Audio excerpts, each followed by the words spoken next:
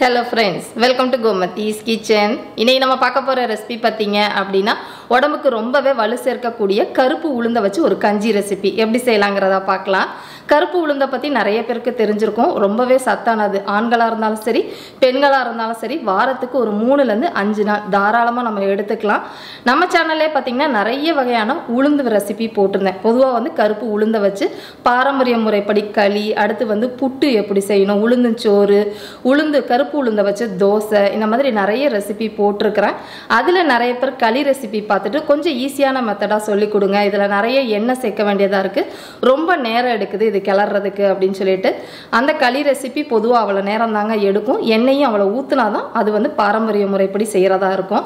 இன்னைக்கு நம்ம செய்ய போறது பார்த்தீங்கன்னா நீங்க எல்லாம் கேட்டதுபடி ரொம்ப ஈஸியான மெத்தட்ல கால நேரத்தில் நம்ம இந்த பொடி செஞ்சு வச்சுக்கிட்டோம் அப்படின்னா குக்கர்ல ஈஸியா எப்படி செய்யலாங்கிறத தான் பார்க்க போறோம். நம்ம வேலைக்கு போறவங்களா இருந்தாலும் சரி, ஸ்கூலுக்கு காலேஜ் போற பசங்களுக்கும் சரி, இதை குக்கர்ல செஞ்சுட்டு கால நேரத்தில் ஒரு சின்ன கப்ல நீங்க கொடுத்தாலே போதும், அவங்களுக்கு அவ்வளோ சத்தானதா இருக்கும்.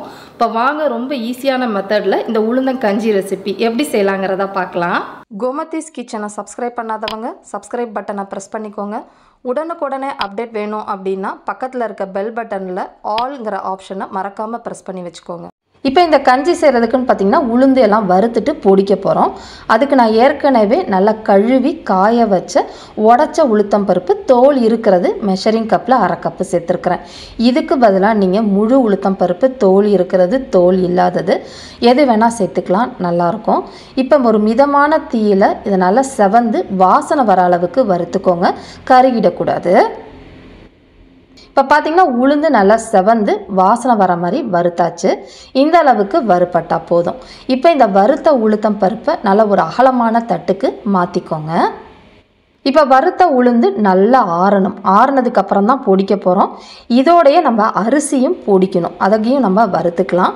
அதுக்கு அதே பேன்லேயே நான் இன்றைக்கி எடுத்துருக்கிறதுன்னு பார்த்தீங்க அப்படின்னா சிகப்பு அரிசி ஒரு 3 டேபிள் ஸ்பூன் அளவுக்கு சேர்த்துருக்குறேன். சிகப்பு அரிசிக்கு பதிலாக நீங்கள் கவுனி அரிசி, புழுங்கல் அரிசி, பச்சரிசி உங்கள்கிட்ட எது இருக்குதோ சேர்த்துக்கலாம். இந்த அரிசி போடுறதுனால அந்த அரிசியோட வாசனை இந்த கஞ்சிக்கு ரொம்ப நல்லாயிருக்கும். அந்த வழுவழுப்பு தன்மையும் உங்களுக்கு இருக்காது, பசங்க விருப்பப்பட்டு சாப்பிடுவாங்க. இப்போ போட்டிருக்கிற அரிசி மிதமான தீயில நல்லா பொரிஞ்சு வர மாதிரி வறுத்துக்கோங்க. இப்போ பார்த்தீங்கன்னா நல்லா பொரிய அரிசி மாதிரி பொரிஞ்சு வந்திருக்கு பாருங்களா, இந்த அளவுக்கு வறுப்பட்டா போதும். இந்த சமயம் இதை அடுப்பை ஆஃப் பண்ணிவிட்டு ஏற்கனவே வறுத்த உளுத்தம் பருப்பு வச்சுருக்கோம் பார்த்தீங்களா, அதே தட்டுக்கே மாற்றிக்கலாம். இப்போ இந்த அரிசி உளுந்து ரெண்டுமே நல்லா ஆறட்டும். ஆறுனதுக்கப்புறமா பொடிச்சுக்கலாம். இப்போ பொடிக்கிறதுக்கு எல்லாம் ஆறுனதுக்கு அப்புறமா சின்ன மிக்சி ஜாருக்கு மாற்றிக்கலாம். இப்போ இதை அரைக்கிறதுன்னு பார்த்தீங்கன்னா நைஸ் ரவை இருக்கும் பார்த்தீங்களா, அந்த அளவுக்கு பொடிச்சுக்கணும். ரொம்ப கொரகொரப்பாகவும் இருக்கக்கூடாது, ரொம்ப நைஸாகவும் பொடிக்கக்கூடாது. இப்போ பார்த்தீங்கன்னா பொடிச்சு எடுத்துகிட்டு வந்துட்டேன். அந்த நைஸ் ரவை பதத்துக்கு அரைச்சா போதும். இந்த மாவை நீங்கள் சலிக்கணும்னு அவசியம் கிடையாது. இந்த மாவு இந்த மாதிரி கொரகொரப்பாக இருக்கப்போ அந்த டெக்ஸ்சரும் நல்லாயிருக்கும், அந்த வழுவழுப்பு தன்மையும் இருக்காது. இது நீங்கள் நிறைய அரைச்சி வச்சுட்டு ஒரு 15 நாள் ஸ்டோர் பண்ணிக்கலாம், கெட்டு போகாது. இப்போ நம்ம அரைச்ச மாவுலேருந்து பாதி அளவு, அதாவது மெஷரிங் கப்பில் 1/2 கப் அளவுக்கு மட்டும் எடுத்து இன்றைக்கி நம்ம கஞ்சி எப்படி செய்யலாங்கிறத பார்க்கலாம். இப்போ இந்த மாவை ஒரு 1/2 கப்லேருந்து 3/4 கப்பு தண்ணி ஊற்றி கட்டி இல்லாமல் கரைச்சிக்கோங்க. இப்போ பார்த்தீங்கன்னா நல்லா கரைச்சி விட்டுட்டேன். இப்போ நம்ம கஞ்சி செய்ய ஆரம்பிச்சிடலாம். இப்போ இன்றைக்கி உளுந்தங்கஞ்சி நான் முன்னாடியே சொன்ன மாதிரி குக்கரில் தான் செய்ய போகிறோம். அதுக்கு 1/2 கப்பு மாவுக்கு 3 கப்பு நமக்கு தண்ணி தேவைப்படும். ஏற்கனவே 1/2 கப்பு போல் தண்ணி ஊற்றி கரைச்சி வச்சுருக்குறோம். அதனால் மிச்சம் இருக்கிற ஒரு 2.5 கப் அளவுக்கு மட்டும் தண்ணி இப்போ சேர்த்துக்கலாம். இப்போ இந்த தண்ணியில் நம்ம கரைச்சி வச்சுருந்த அந்த உளுந்து அரிசி அந்த கலவையும் சேர்த்துக்குவோம். இப்போ இதை சேர்த்து நல்லா கலந்து விட்டுருங்க. இது வேக வைக்கிறப்பே பார்த்திங்கன்னா நம்ம இன்றைக்கி இனிப்பு கஞ்சி தான் செய்ய போகிறோம். அதனால் இதில் நம்ம உப்பு சேர்த்துக்கலாம். உப்போட அளவுன்னு பார்த்திங்க அப்படின்னா ஒரு 2 சிட்டிகை, அதாவது ஒரு 1/4 டீஸ்பூன் போல் உப்பு சேர்த்திங்கன்னா உங்களுக்கு கரெக்டாக இருக்கும். இப்போ இப்போ இதெல்லாம் நல்லா சேர்ந்துட்டு நீங்கள் வந்து ஓப்பன் ஸ்டவ்வில், அதாவது குக்கரை மூடாமல் ஒரு 20 நிமிஷம் நல்லா வேக வச்சு எடுத்துக்கலாம். நமக்கு காலையில் சமயம் சக்குன்னு நமக்கு வேலை முடியணும் அப்படிங்கிறதுக்காக இதை குக்கரில் தான் நம்ம இப்போ எப்படி செய்யலாங்கிறத பார்க்க போகிறோம். குக்கரை மூடிட்டு ப்ரெஷர் வச்சுட்டு ஒரு மிதமான தீயில் 3 விசில் வந்ததுக்கப்புறமா அடுப்பை ஆஃப் பண்ணிவிடுங்க. ப்ரெஷர் ரிலீஸ் ஆனதுக்கப்புறமா பார்க்கலாம். இப்போ அது வெந்துக்கிட்டு இருக்கப்பயே இந்த கஞ்சிக்கு தேவையான வெல்லத்தை நம்ம கரைச்சி வச்சுக்க போகிறோம். அதுக்கு நான் இன்றைக்கி எடுத்துருக்கிறது 1/2 கப் அளவுக்கு பொடிச்ச வெல்லமாக எடுத்து வச்சுருக்கிறேன். இதுக்கு பதிலாக பனை வெல்லம், கருப்பட்டி, நாட்டு சர்க்கரை எது வேணால் சேர்த்துக்கலாம். முடிஞ்ச அளவுக்கு நீங்கள் வெள்ளை சர்க்கரையை அவாய்ட் பண்ணிக்கோங்க. இப்போ இதை கரைக்கிறதுக்காக ஒரு 1/3 கப் அளவுக்கு தண்ணி சேர்த்துக்கிறேன்.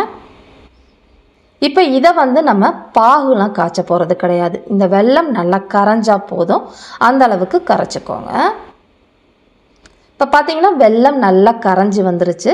இந்த அளவுக்கு தண்ணியாக இருந்தால் நம்ம வடிகட்டுறதுக்கு வசதியாக இருக்கும். இப்போ இதை வடிகட்டுறதுன்னு பார்த்திங்கன்னா நம்ம கஞ்சி ரெடியானோம் டைரெக்டாக அதில் வடிகட்டிக்கலாம். அடுப்பை ஆஃப் பண்ணிவிட்டு எடுத்து வச்சுருங்க. இப்போ பார்த்தீங்கன்னா 3 விசில் வச்சுருந்தேன். ப்ரெஷர் நல்லா ரிலீஸ் ஆகிடுச்சு. ஓப்பன் பண்ணி பார்த்துடலாம். இப்போ பார்த்தீங்கன்னா நம்ம 1/2 கப்பு மாவுக்கு 3 கப்பு தண்ணி ஊற்றினோம். நல்லா பக்குவமாக உங்களுக்கு வெந்து வந்திருக்கும். ரொம்ப கெட்டியாகவும் இருக்காது, ரொம்ப தண்ணியாகவும் இருக்காது, இந்த அளவுக்கு இருக்கும்.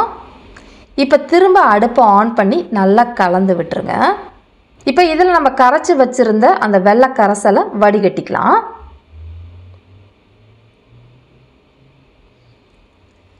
இப்போ வடிகட்டிட்டு நல்லா கலந்துட்டு இந்த கஞ்சி திரும்ப ஒரு மிதமான தீயில் ஒரு 2-3 நிமிஷம் நல்லா கொதிக்க விடுங்க. அந்த இனிப்பு, அந்த கஞ்சி எல்லாம் நல்லா வெந்து கரெக்டாக வந்துடும்.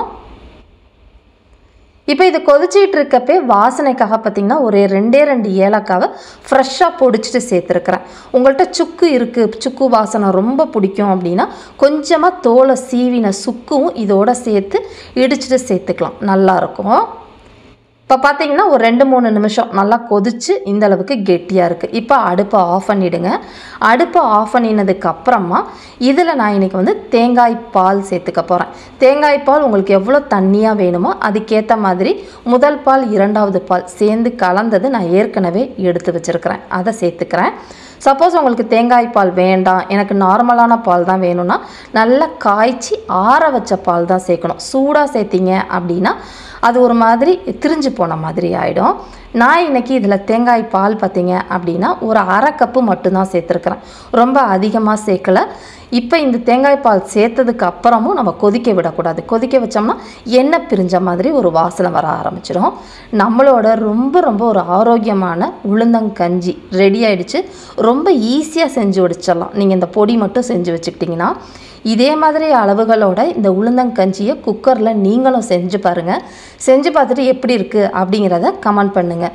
வீடியோ பிடிச்சிருந்தாலும் கமெண்ட் பண்ணுங்கள், லைக் பண்ணுங்கள், ஷேர் பண்ணுங்கள். மறக்காமல் கோமதிஸ் கிச்சன் சேனலையும் சப்ஸ்கிரைப் பண்ணி வச்சுக்கோங்க. தேங்க்ஸ் ஃபார் வாட்சிங்.